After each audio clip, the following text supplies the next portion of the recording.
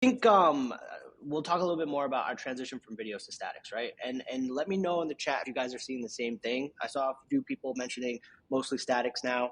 Some of our top performing ads used to be videos, right? This is when the UGC, right, hiring a creator was like the most popular thing to do because it was creating content that was native to these platforms, right? So like creating content that looks native to TikTok, looked native to Reels.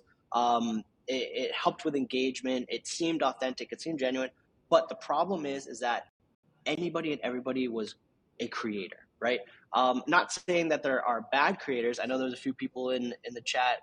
Sonia Robinson, one of my favorite creators that we've worked with.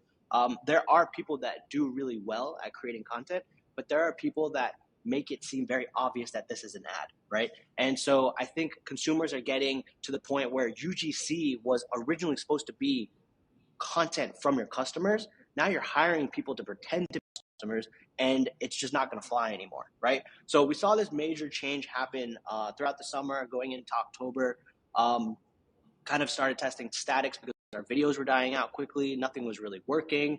And statics were, obviously, these are ads, but it was easier to attract the right audience quickly, right? So in my opinion, do I think UGC is dead? I think the definition of which it became, which was creator-generated content, I think that is dead. The true definition of user-generated content, stuff from your actual customers, that will live on forever, right? And like I said, hiring creators are super expensive. Video editing, things like that, it just becomes way too expensive to test something at scale and then have it fall flat, right? And that's what happened to us. There was a month where all we did was produce UGC content. We hired a ton of creators and we spent a ton of money, all for maybe one ad to maybe hit.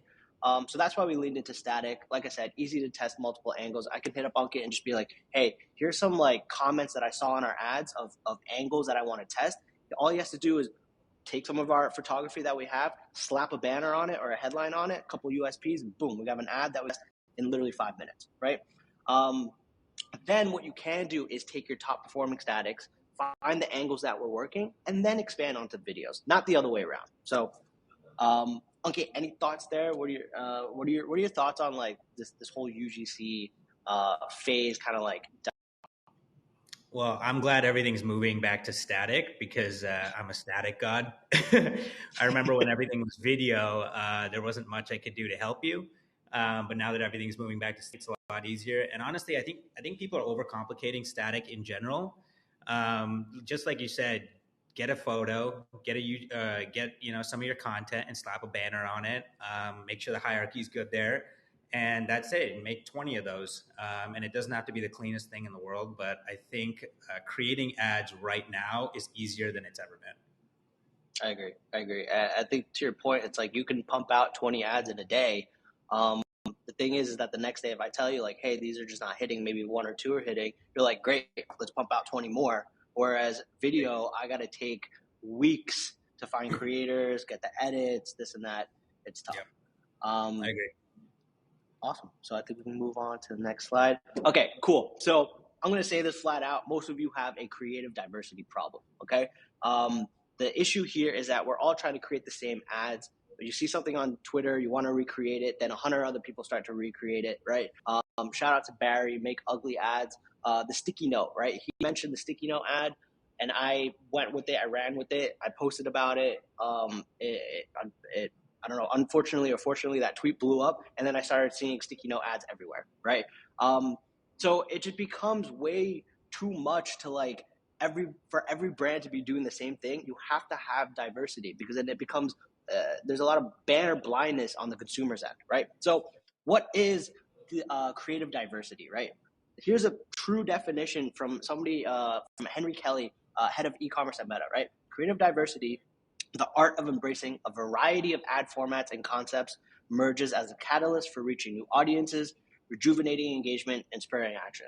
So a lot of fancy words here, all to say, hey, create different ads that look different from each other so that you can hit new audiences and avoid fatigue, right? That's all it is, right?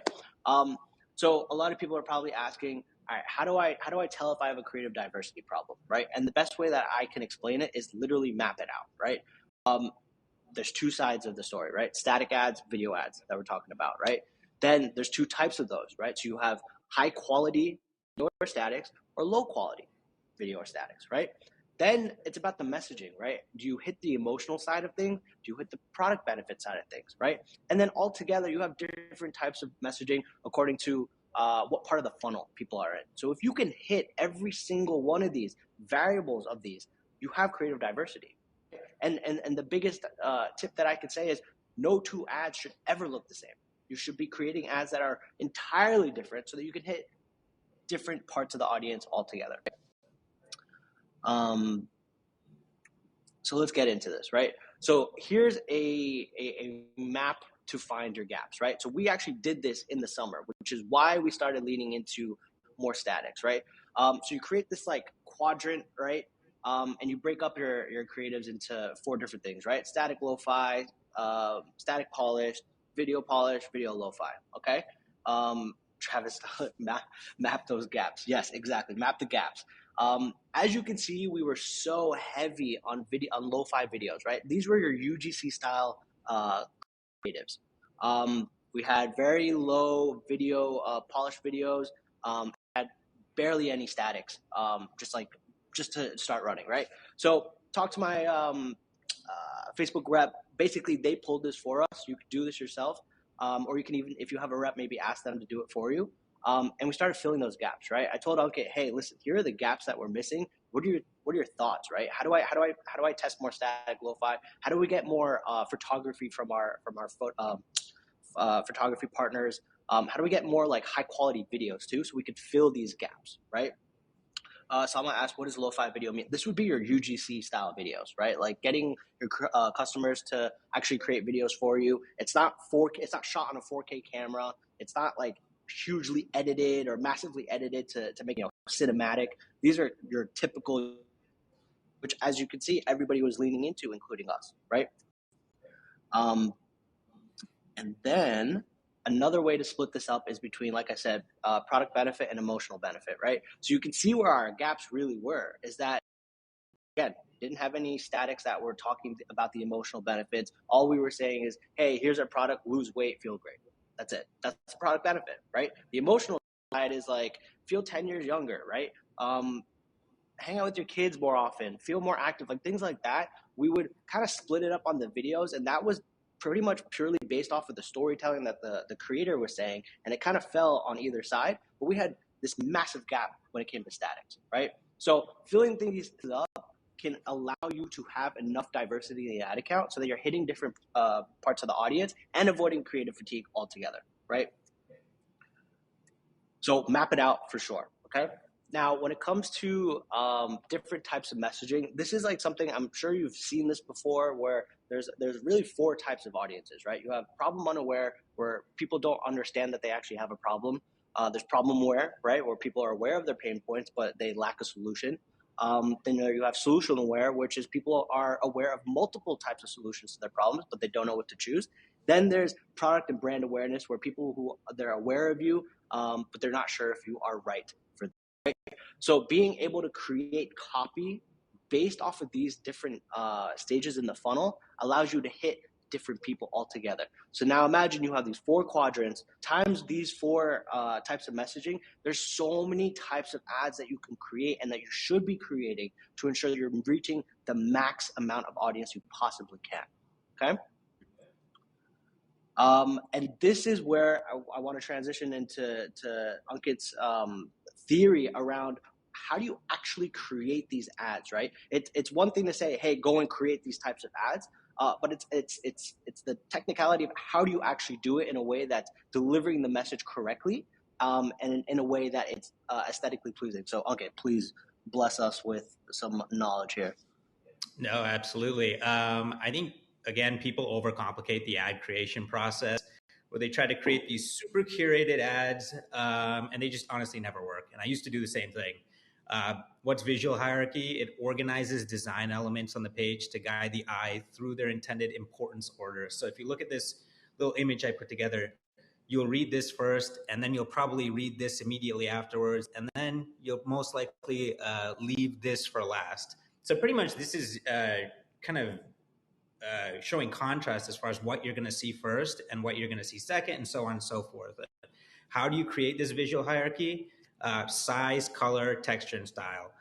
With size, it's obvious. If you make things bigger, you're going to look at them first. Color, make things brighter, make it contrast, make sure it contrasts with the background.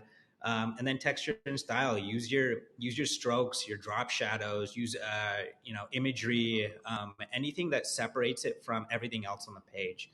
What I see a lot is people creating these ads where literally everything is the same style or literally same size, and it's the same thing as if you're looking at a blank wall.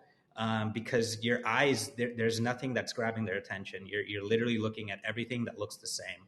So in general, if you refer to a graphic like this, it's really easy. Slap a picture in the background, pick 3 points that you want to highlight, and then emphasize the one you want them to see first, and then you just keep it moving. Amazing. I know there's a few ads where you might think something hits, right? And your eyes automatically look at the wrong thing first, right? Which is why I say when you start creating static ads, your main headline should be in your face, right? We all say that creative is the new targeting, right? When it comes to running ads on Meta. And what's the best way to actually pull out that audience is with a massive headline that's literally like, hey, do you want to achieve X goal? Do you want to do this? Are you struggling with this? You're literally calling out into the abyss and hoping somebody actually engages with it. All right, cool. Yes, this is a problem that I'm struggling with. Now, what's the next thing my eye is going to see? And it's most likely going to be like the product, right? It's like, oh, okay, this is a supplement. Okay, now the last thing that they'll probably leave with is why your supplement is the best, right? So your USPs, your 90-day guarantees, your X amount of 5-star reviews, whatever it is, so that it's like, okay, cool, I'm interested. Let me click to the landing page, and then the landing page is what does the selling. So really solid here. And then my all-time favorite debate. Yeah, so performance versus brand. I feel like this is the only thing anybody ever asked me about. So just to get into it, do performance ads need to be completely on brand visually? No, not necessarily. Your ads on a performance level need to do just that, which is perform. Brand campaigns have the ability to live and breathe on organic channels. I would test anything and everything, just like Ash was saying. We need that diversity on your performance campaigns to get those users to the website or landing page. Guys, if you don't have red in your visual style guide, it's okay. You can test it on performance. The reason being is that it's the next question. Does not being completely on brand or your paid hurt your brand in the long run? No. Reason being is we live in an age where, you could run an ad and turn it off the next day. People have really short-term memories. They're not going to remember that, hey, they used red and the brand is pink. And these things people don't care about anymore. It's like the old days when you used to take out a magazine article or a billboard or a truck advertisement or radio, whatever it was. Those things lived for months and months and months.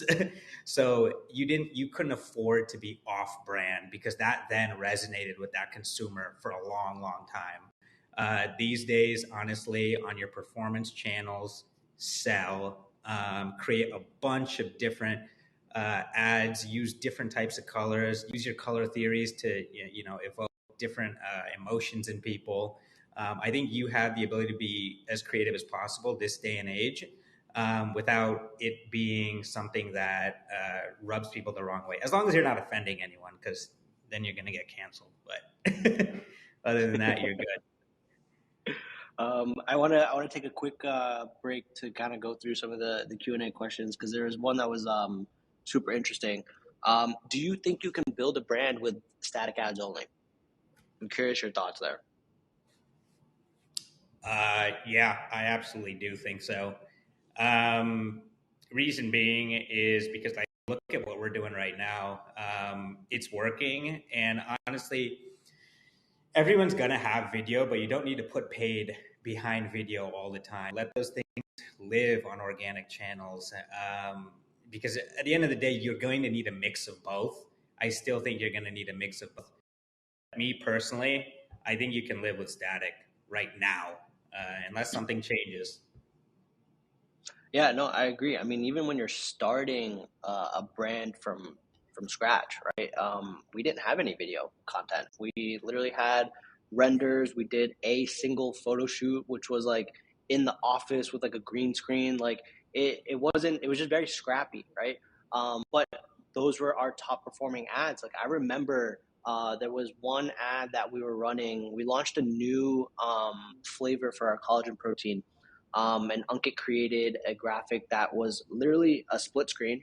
It had the bottle on the right side, and on the left side, it had new release and then like the Yeah. USPs. And that was our top performing ad for probably a year, and that was during COVID.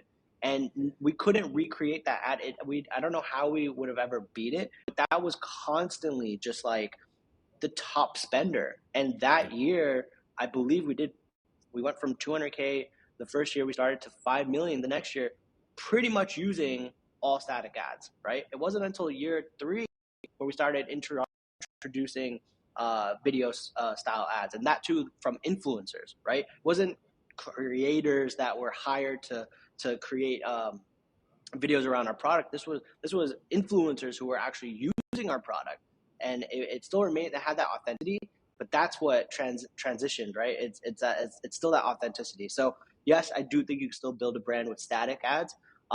The caveat there is that static ads are really good at driving traffic, and it's good at driving the right type of traffic.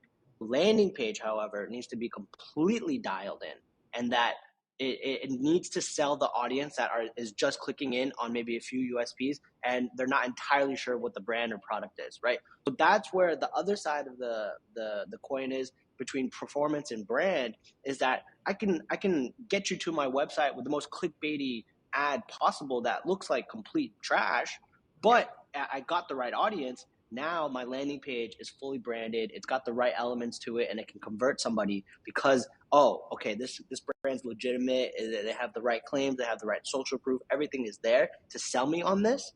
And that's the way I think that you almost have to do it, right? Okay. Yeah. Also, going back to like the performance versus brand part, right? The one thing that you've always told me is like on the back end, do whatever the hell you want. On the front end, don't touch it. Yeah. Talk to us a little bit about that. Yeah, so it's kind of like what you were saying is you're just trying to get that click and you're trying to get them there.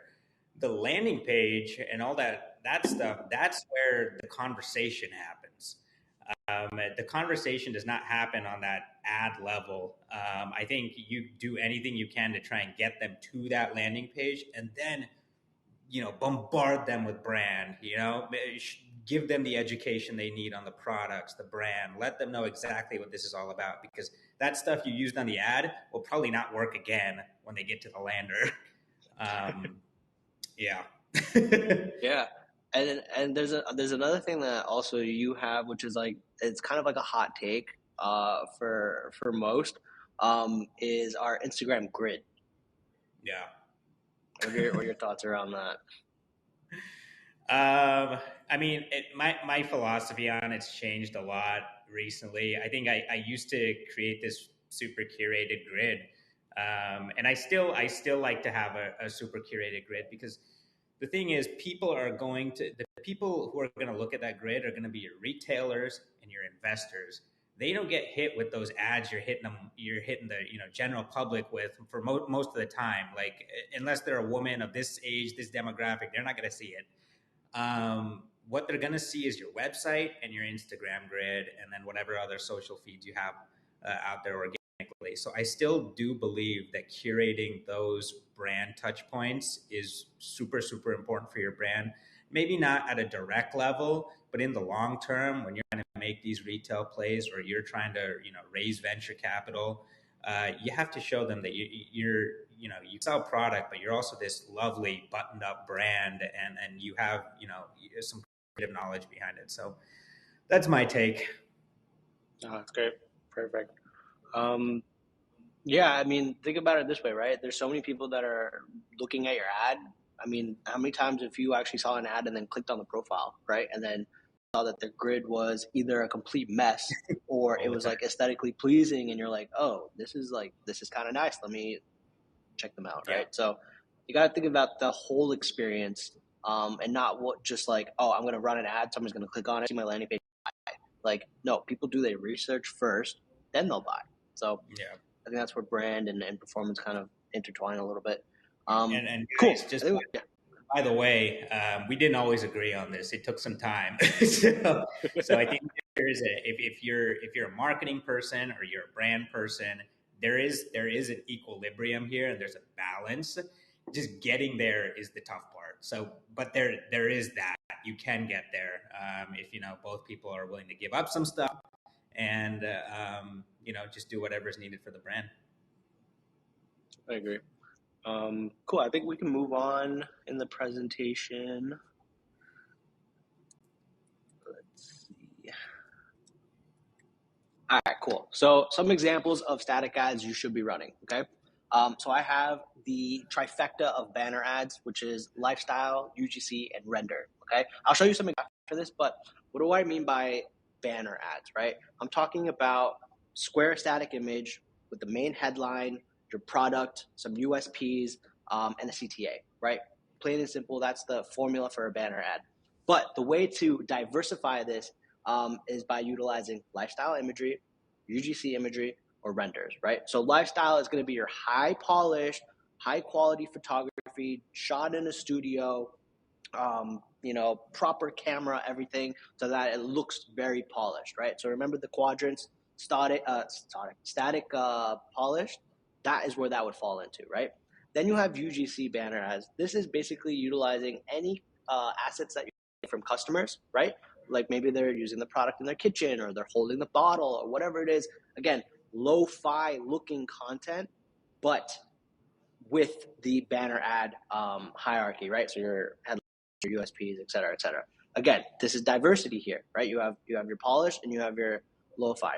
Then you have render, right? Renders, I think, are highly underutilized because you can create almost anything, right?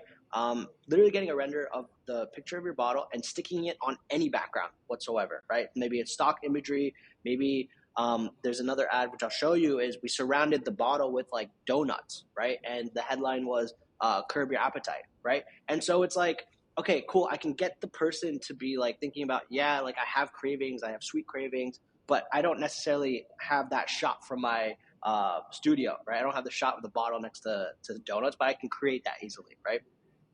Then you have review and community ads. This is very simple, right? Like grabbing a screen grab of some of your top reviews, not the ones that like, oh, the product is great. I'm talking about the reviews where people tell you a story, right?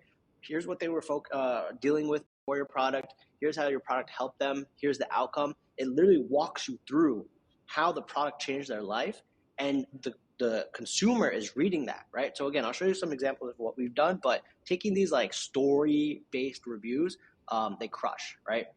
Similar with the community ads, we have a Facebook group of over 80,000 women. They're posting their success stories in there. They're talking about, the tips and tricks, whatever it is. We take these success stories and literally turn them into ads. And so they look native to the Instagram, Facebook platform, and they crush because storytelling, like my man Travis said, right? Story-based reviews have always made him buy stuff. Like it makes sense. Like you can, if you tell a story that's super relatable to somebody, that's it. You've hooked them. The us versus them, very simple, right? If you're in a competitive industry like us, let's say Vital Proteins is our top competitor in the collagen space, right? We have more flavors than they do. Our formula has a few more active ingredients than they do. I want to show that off, right? This is hitting that market that maybe is in the market for a collagen, but they don't know what to pick. This is for the people that are already using the product, and you're trying to get them to switch. This is a great way to hit that audience, right? So show off a little bit, downplay kind of what your competitor is doing. Obviously, be truthful about it, but this is a good way to show consumers why you're actually better than the rest of the competition, right? Then there's a problem versus solution. I'll show you this example. I don't want to explain it to you because I have to actually show you to understand, but it's almost like a us versus them format, but it's problem versus the solution, right? And then you have these new style ads, right? If you see like a World Star post that looks like a news article, this is super organic. People click on this all the time, but there is a caveat there, which we'll go into in some of our examples. So take a screenshot of this, make a bunch of these ads, and fit them into the quadrants, and you're good to go. So this one's really interesting, and somebody asked me, asked a question, which was, where was it? Somebody asked, was there an ad? Oh, Travis, you asked, what are a few ads that surprised you guys how successful it was? This was one of them, right? So this is, again, lifestyle banner ad. Like I mentioned, this is imagery from our studio where it's high quality, polished, it looks clean. Again, at the top, beautiful headline that's right in your face. And the story here is that we saw a comment in one of the ads, and it was supposed to be a funny comment, right? And somebody said, "Oh, is this going to help my fupa?" Right? And when I saw that comment, I started dying because it's such a phrase that we don't talk about. It's like almost like there's a stigma behind like talking about these things. And I was like, okay, let's toss it on an ad and see what happens, right? So your typical format, your typical format for a static ad, headline at the top, beautiful image of your product, and then 3 USPs right at the bottom. This till date. We started running this last summer. Till date, this is one of our top performing ads because one, it appeals to the right audience of somebody wanting to lose weight, but it's so crazy to see this in an ad, right? And like Travis said, it's an inappropriate acronym, but it gets the engagement. Like this ad itself has 2,000 comments, right? And this goes Uncle saying performance versus brand. This is definitely not on brand, but no. it drove results. So little tidbit there. If you have a bunch of comments or post-purchase surveys, read them and take out the tidbits that you can actually run in the ads because it could be your best part. But this is the example of a lifestyle banner ad. This was the exact example I gave you guys, right? So we didn't have a picture of like donuts, right, with our product. So we literally created a render based, had the product in the middle, surrounded it with stock imagery of donuts. This was actually one of our Black Friday ads. Appetite tamed, savings claimed, right? So it hit both benefits. So if you're running Black Friday ads, don't just sell the discount, sell the benefit of the product too, right? So I'm basically selling appetite suppression as well as a massive discount, right? So this is the best way to do it. Review ads examples. This is basically taking one of the reviews and sticking it on an ad, right? The best way to do this, I know we said use story-based. People that want to read it will read it, but the people that want to skim through, highlight the most important things for them. This was actually an iteration of an original ad, which was just a review, nothing else on it, which did okay. But we had the idea, hey, let's highlight some of the important things so that your eye, right, talking about hierarchy now, is that your eye goes to those highlighted bits and you get exactly what you need out of it, and this outperformed the other one. So if you are doing review-based ads, make sure you're calling out the right things as people are just skimming for the most part, right? Community ads, again, very similar to the one before, but I just pulled this from the community. Very simple. I'm not going to get too much more into it. Us versus them, right? We typically run ads against HydroxyCut because we are in Walmart and we're on the same shelf as them. And so I want to dig a little bit. They're known for being the traditional one, right? When you think weight loss pills, you're thinking HydroxyCut.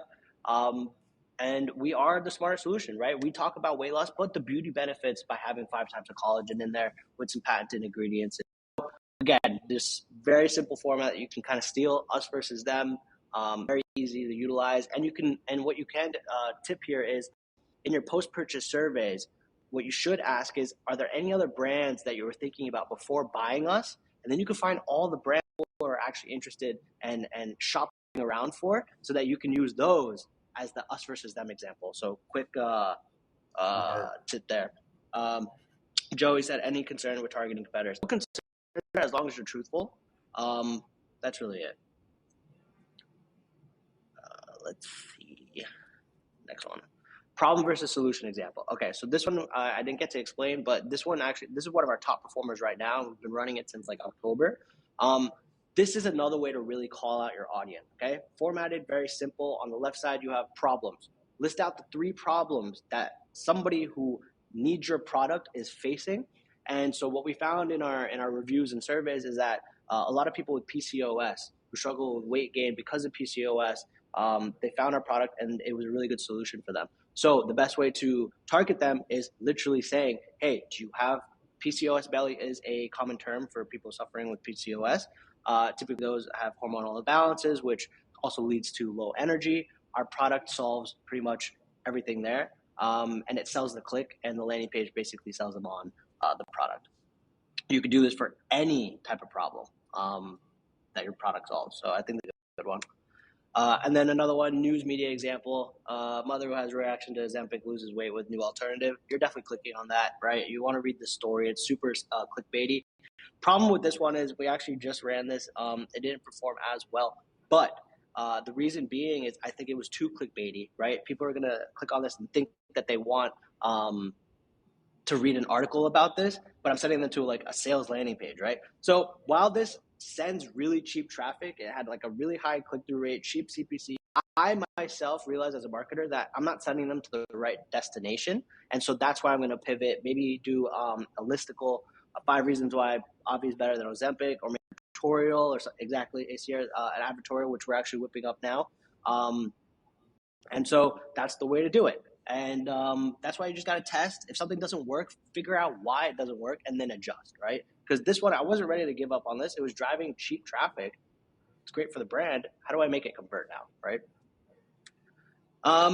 Awesome. So went through a lot of our stuff. I know we talked a lot. I definitely want to get through some questions and then we'll review some ads. So maybe let's start with some quick questions so that we can clear those up and then we can go into some of the ads. All right, let's see. So what does lo-fi video mean? Lo-fi video, we talked about, it's like your UGC style ads. Okay, are there any ads that I ran that you were like super shocked that actually worked? I think that sticky note one was definitely one that I was like, what the hell? Why did that work? But then everyone started doing it. But I think as you've done more and more of these ads, or as we've done more and more of these ads, it seems like when you're just thinking way outside the box, things that you just don't think are going to work end up working. That's the mindset you have to really put yourself in is if everybody's doing it, then you need to do something that everybody's not doing. I know we just showed you a bunch of stuff that's working for us, but I can tell you right now, probably a year from now, none of that stuff's going to be working. And you got to keep innovating. So yeah, man, I think the name of the game is just putting stuff out that people haven't seen. I agree. Frederick asked, how do you do the renders? Like, is there a software that we use for that? Yeah. So what I'll do, I mean, there's tons of agencies that you can pay to do this, which is probably a better use of your time, and it'll probably be about $100 to do the mold, and then every time you switch the label on it, they'll probably charge like $20. But I do it all in house. I create the mold on Blender, and then pretty much I turn it into a Photoshop mockup, and I'm able to switch out the label as whenever I want to. So we save on that cost. But if anybody needs renders, yellowimages.com. They will create, especially if your product is a super like custom mold. It's not just a jar, and you need something that's a little bit more custom. They'll create custom molds for you. It's a little bit expensive when you start with them, but every time you need to make an adjustment, it gets that much cheaper. Love it. Okay, so I think let's get into some ad reviews. James sent over one. See if you guys can see it. Look good? Okay, cool. Uncle, do you want to tackle this? Okay. Yes. All right. So let's look at the hierarchy first. Looking at don't use spreadsheets to analyze ad creative, use motion. And then you're going to look at the different benefits and then the laptop. I love this. Simple, clean, It's going to tell you exactly what you need to know. But the only thing I would say about this is it looks a little bit too curated. I would bump up the size on that headline, bump up the size on these benefits, because you have the room to play with. I'm not saying totally destroy the negative space, but you got the room. Just bump up the size. And honestly, I hate putting logos on the ads itself, because at the end of the day, your logo is right there, the little the sponsor thing. So not sure about that, but you could probably get a little more room. Yeah, I agree. I think thinking about like as you're scrolling on your phone, right? A lot of this text is probably smaller, right? I think to Unkit's point, it's like boom, get it in your face and like really call out that audience. Um, as to his point, the logo. I mean, you could probably have like the logo. You don't need the full like motion to save up space and utilize that for like actual copy that's going to drive results. Oh, great ad, right?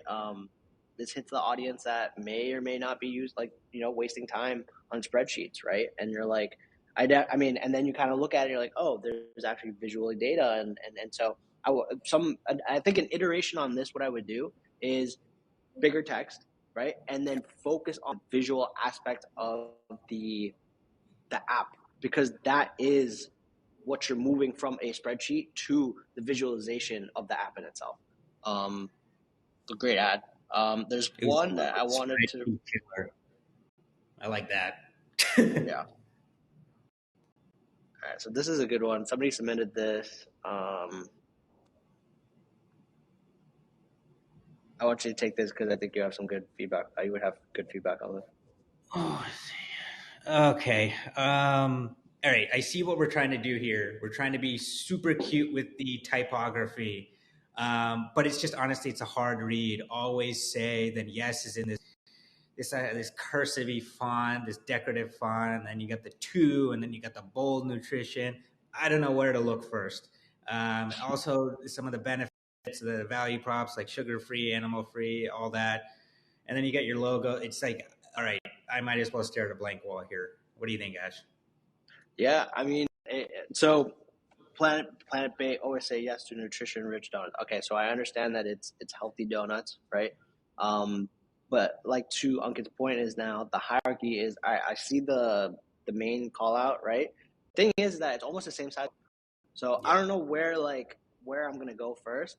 For me, I always look for the big headline, but then I'm looking over here for soy free. Then I'm moving over here to gluten free. Then I'm moving here, and then I'm moving here. It's like I have to look at so many different places to understand what's going on. I would rather be in one place and easy to understand. Also, the other thing with this is, and I'm sure you probably have this in your ad library, so forgive me, is I think there's USPs that are probably better to use here, right? And again, you probably have it, so forgive me, but maybe calling out things that people really care about, right? So yes, this is one set of USPs that you can test, but talk about the calories, talk about the protein, talk about fat, this and that. Like for me, if I'm looking for a healthy alternative to a bad treat, I want to know exactly, hey, is this low calorie? Like, is it protein heavy? Like, whatever it is, having those, similar to like, um, I'll give you this. There was one of our examples where you had the headline product and then boom, boom, boom, right? So your eyes don't have to read anywhere else. It's you're reading left, right, the headline, left to right, the USPs. So that's the other thing you have to think about is people read left to right. Now, if you're telling me I got to look here, then I go up and then down and the left and right, it's a lot, right? So I think your iteration can be headline top, product, USPs on the bottom. Done. Let's see what else we got. There was one submission. I'm trying to find where it went. Oh yeah, this one. Gray matter. Jim Phillips submitted this. Okay, so I like this one. I'm very curious what you think I'll get. Oh, this is beautiful. I mean, hits everything we were just talking about. You got the big, bold headline, and then they're using texture and style to pretty much highlight brain fog with that kind of gradient background. And then you got not only do you have the ingredients big right there, you've got little, I guess, images of the ingredients that are kind of attracting your eyes over there. And the product is honestly what you see last. And I don't hate that. Yeah, I agree. I think one thing here is the get rid of brain fog, right? And there's again two ways to do this, and this is again, forgive me, only seeing what I see in the ad library in the first 2 seconds is the ingredients are a selling point for the product, but it's almost like, okay, well, what is this really going to do for me? What does the ingredients do for me, right? And you need that explanation, which happens on the landing page, right? But again, it comes down to like how does this get rid of brain fog, right? Like is it giving me energy? Is it giving me this? Is it doing this, right? Those are other USPs to test out. I love the format of this ad. Don't get me, it's beautiful. Only other thing is again scrolling, like, and maybe Anke, you probably feel the same way, is some of the white text on that light blue background you Yeah. can't necessarily read.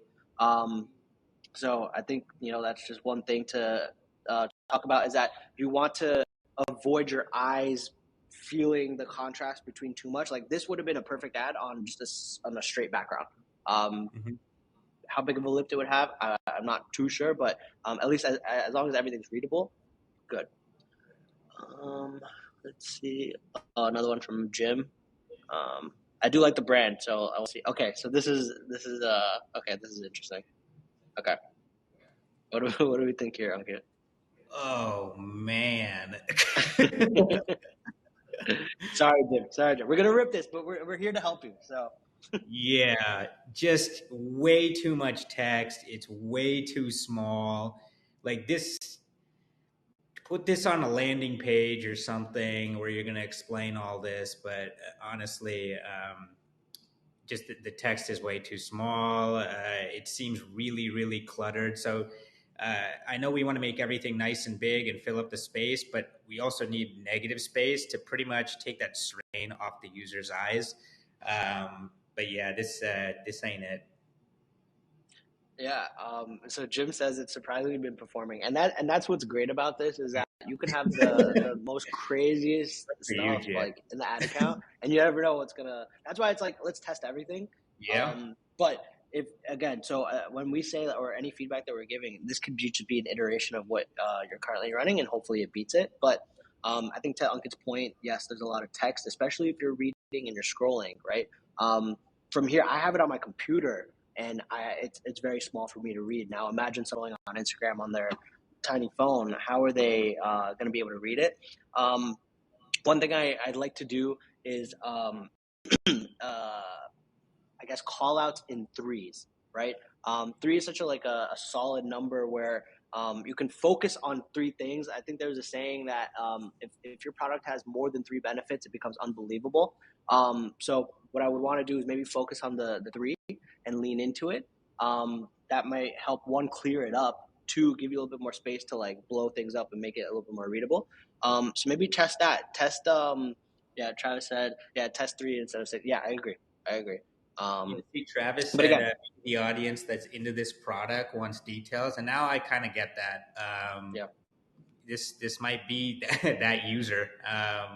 Yeah, it be surprised this is working. Go for it. is.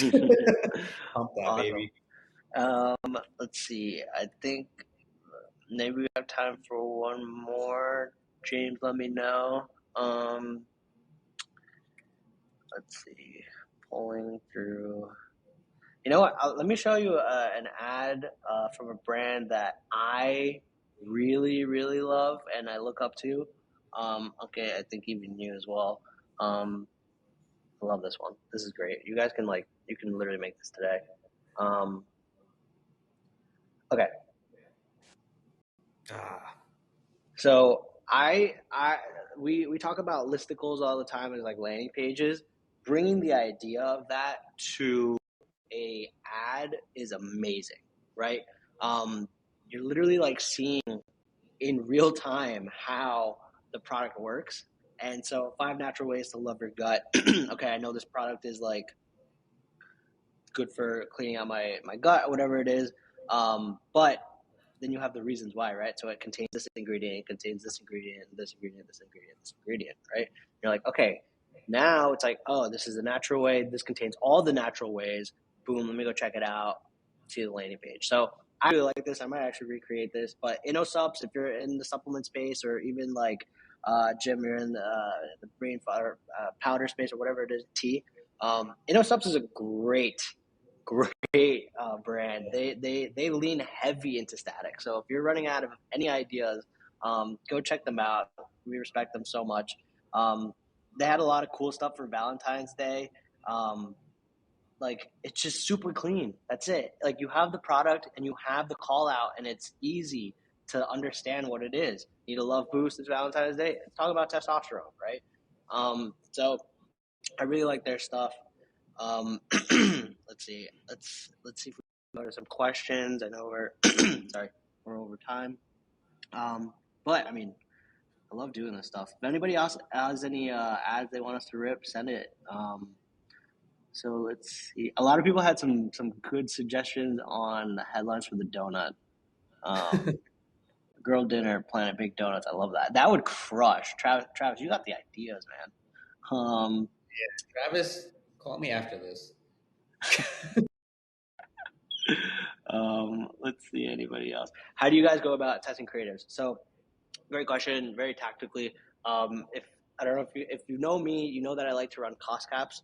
Um, for those who are using manual bidding or automatic bidding, I typically like to have all my ads grouped by angle, right? And I run that separately in its own ad set. So whether I'm using cost caps or automatic bidding, I'll basically tell Ankit, whoever created the ads, hey, here's my angle. I want to hit that PCOS angle. Give me 3 variations of this, right? And again, no 2 ads should look the same.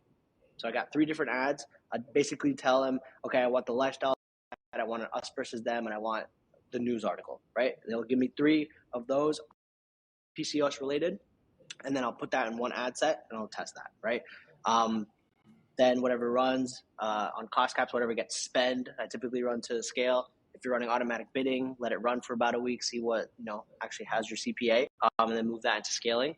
But yeah, it's very simple. We test once a week. I have all my creatives on a Monday. Tuesday, I'm setting them up, and I'm not touching the ad account for the rest of the week.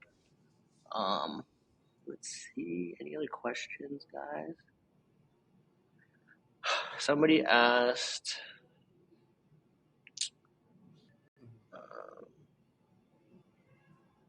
how important do you feel ad copy is nowadays? Do you think many people still read them? Okay, I'm very curious what you think on that. Because you're outside of the ad account, so I'm very curious what you think about it. Are we talking about not the copy on the physical image? No, like on the like above, Yeah. like Okay. yeah. Honestly, no. I don't think it's that important anymore. Or it used to be very important. I can't, and I'm just talking about me personally. When I scroll, I'm literally just looking at whatever's on the image, and if that doesn't sway me into continuing to look at that image, nothing else will. I think the ad copy can reinforce somebody into clicking as because they're already interested. But as far as grabbing their attention, everything's on the image. Yeah, I agree. I think you can put everything you need to in the ad copy, and whoever reads it reads it. What I would highly suggest is that if you do think it is important, I would probably take the main headline that you're using in the ad and make sure it's the first sentence on the ad copy, because Facebook cuts off after 2 lines, right? So make sure that the actual copy that's being shown is relevant to the ad. That's probably the only thing I would say is important. But it's very tough to test what ad copy is working against each other. It's very difficult. There's way too many variables out there. How do you battle against high CPMs and high frequency? So CPMs, if it's like abnormally high, that means something's wrong, right? That could mean maybe your Facebook page quality is low, your ads quality is low, the landing page conversion rate is low. If that is the case, those are factors that you can control. Simply making better ads, simply just having better customer service, simply having better landing pages will bring down CPM. When you are starting an ad account for the first time, CPMs are high. Okay. Now, if you're getting, say, like on average, our CPMs are 20, and you're saying you're getting 50 or 60, I'd avoid it. It's nothing you can really control. But now if you're telling me that your CPMS are like 200, 300, then something's wrong, right? Fundamentally in your ad account, something's wrong. But the best way to combat that is just make better everything. Um, Frequency, again, you need creative diversity. Pretty much the whole presentation here is that you just need a lot more stuff going on. High frequency means you're hitting the same audience. You need to get out of that audience, and the best way to do that is newer ads, new angles, new text, whatever it is. Media buyer, what do you think about CBO versus ABO testing? I really like AB. I used to be very CBO focused. Whatever would get spent would be the winner. Problem is that you're relying on Facebook to tell you. Facebook will spend on the ads that have the most engagement and conversions. Okay, an ad that may not drive too much engagement but will drive conversions, it's not going to spend on that. So that's why I like to separate it out by ABO, so I give everything a test. That's just my theory. The best way, and a lot of people say, oh, you have too many ad sets, you might overlap. Well, if you have overlap, exclude everything, right? Exclude buyers, exclude your website visitors, get rid of that overlap. Make sure that your budgets that you're testing on are able to hit 50 conversions in a week. Because if you don't, and your account is just constantly in learning, you're going to see the volatility. Do I use DCTs? I don't. You can. I have no no opinion on it. You can. People love it, and then pull out the post IDs and scale. No opinion on that. Let's see. Okay, what do you think about? So, what's really interesting? I want to go back to the performance and branding thing, probably for the last one. Is when we launched our new product, the Burn Elite, right? We had a landing page that I built myself, like without any design experience, whatever it is, and it was just winning, right? And so I was like, okay, let me recreate this for the new product, the Burn Elite, which is supposed to be our premium burn, right? Yeah. So I created that, and then you created yours, which was like fully branded out. Everything was there, was perfect, and that just beat everything that I made, right? So tell me a little bit why you think that worked over kind of like the ugly landing page. Yeah, and this is honestly my opinion here. We live in a space that needs a lot of education. And when you're trying to be educated on a page that from a product that requires that, you want everything to be a little bit organized. I think, sometimes you put out these uglier landing pages and they work when the benefits are straightforward. But we came out with an all new product. We came out with a product that's very similar to a product that we already had. So explaining not only what this does, but we had to explain why it's better. Creating that flow down the landing page is almost methodical. So I feel like yes, the ugly lander will work for some products, a little bit more straightforward. But if you have something that requires a little more explanation, you're probably going to want to be a little bit more methodical about how you approach this. You're going to want to look at your sizing, your negative space, the way it comes off on the user's eyes, and honestly, how you're displaying the product to that person, because it's an all-new product. So that's why I think it works. I agree. I guess it depends on the product, right? And how, like, if you're trying to sell something premium, maybe the ugly landing page won't work, and you need the right formatting and copy there too. Two more questions. Do you only do statics in 1x1, or do you do them in 9x16 too? So that you can run both, right? So when you do the ad, it'll give you the option to replace the format for stories. So you can do that. Problem with that is it does take additional time to create those ads. What I would probably do is when I find an ad that's working, then I'll go and I'll add in the 9x16. But either way, it's good. I mean, the story format does really well now. The Reels format does really well.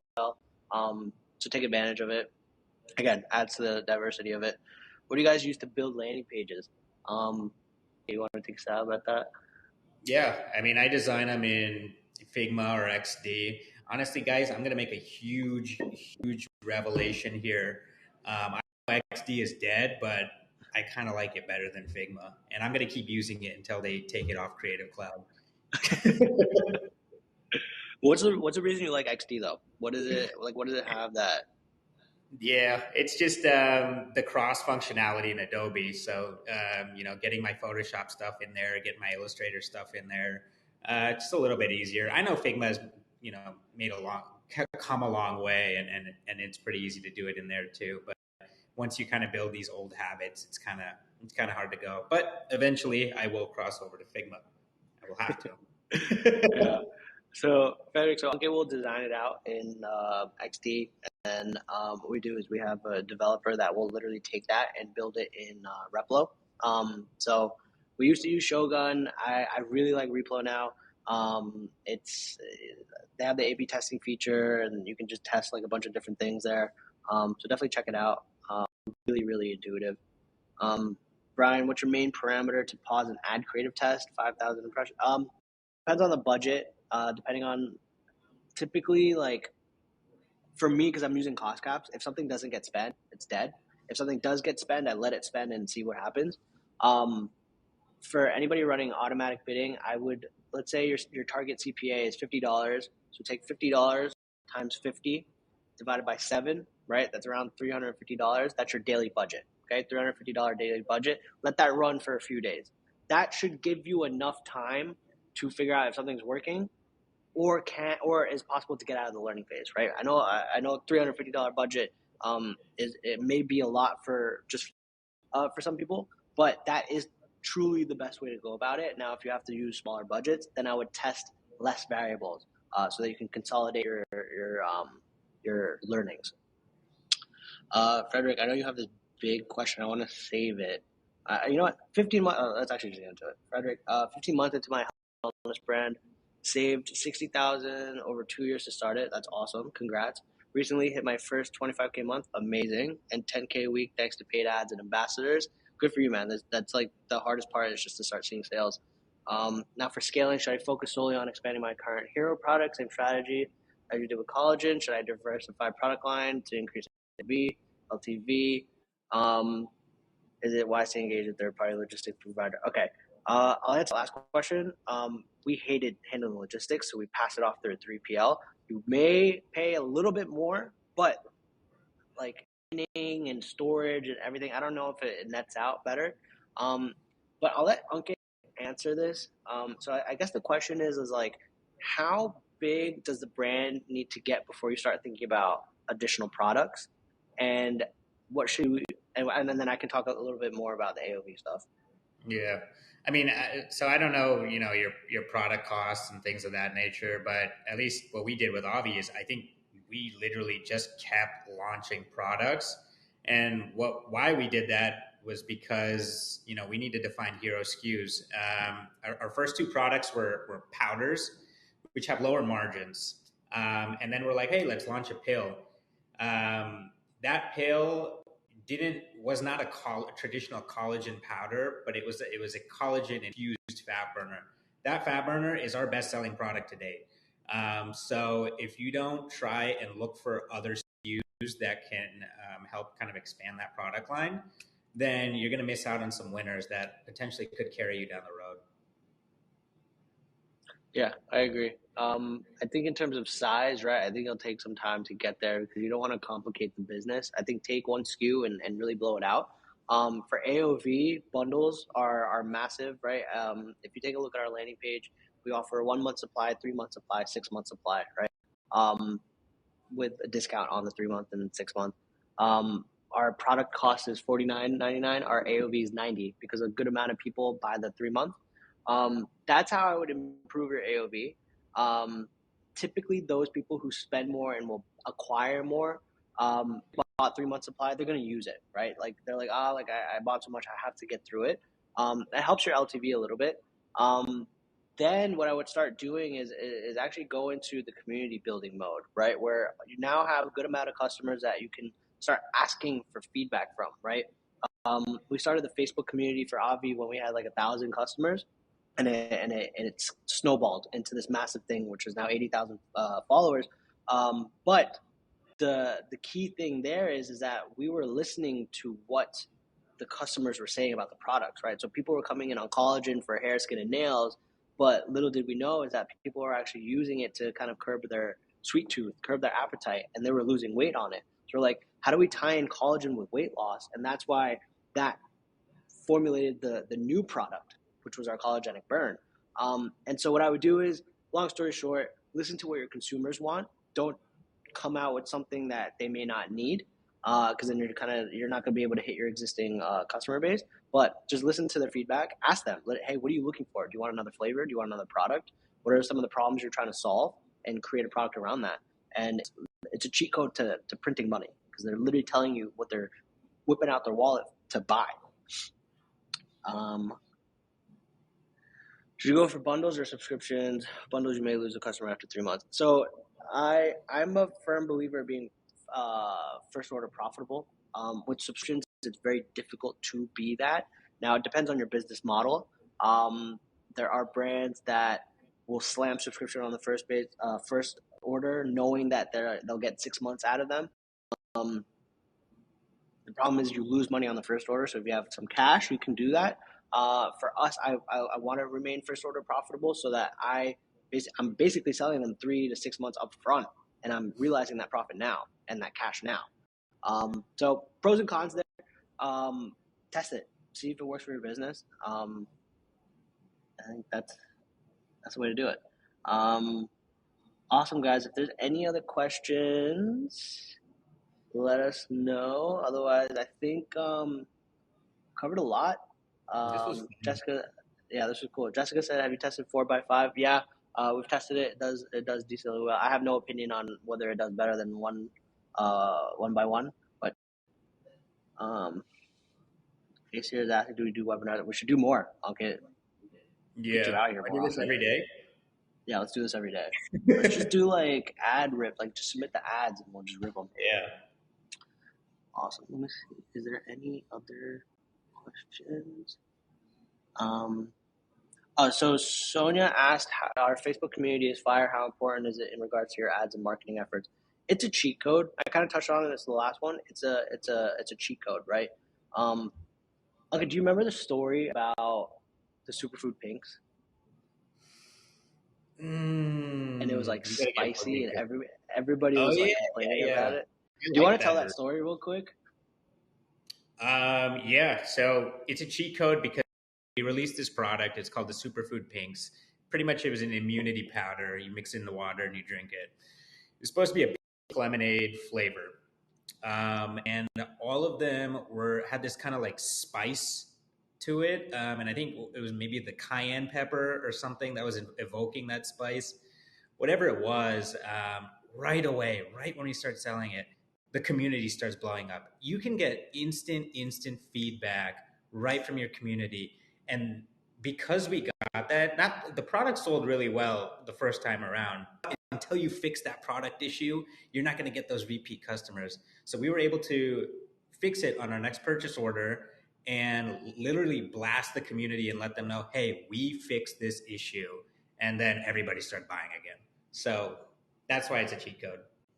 Use that. Yeah. Use it for the instant feedback. Again, they'll tell you your pain points. Tell you their pain points as to what is going on with them and why they bought your product. And then use that in your ads and use it in your copy. Use it. Talk the way that they talk. Right? Yeah. That's the best way to do it. A couple more questions came in. How did you start the Facebook group? What content, this and that? It's a good question. So with our product, we literally had topic points to talk about. So diet, exercise tips at home, work from home tips, this and that, recipes. And we scheduled it out, right? So once we had 1,000 customers, which goes to the second part of your question is, once we had 1,000 customers, I wanted to build the community. Like, I just wanted to talk to customers. I don't care how big we were. I just knew 1,000 people, if I send an email to, maybe 100 people would enter it, right? And for those 100 people, I had posts scheduled out. And so those are topic conversation starters. People would start talking. It got to the point where they would, like, the community would facilitate the conversations themselves. Like, we didn't have to start them.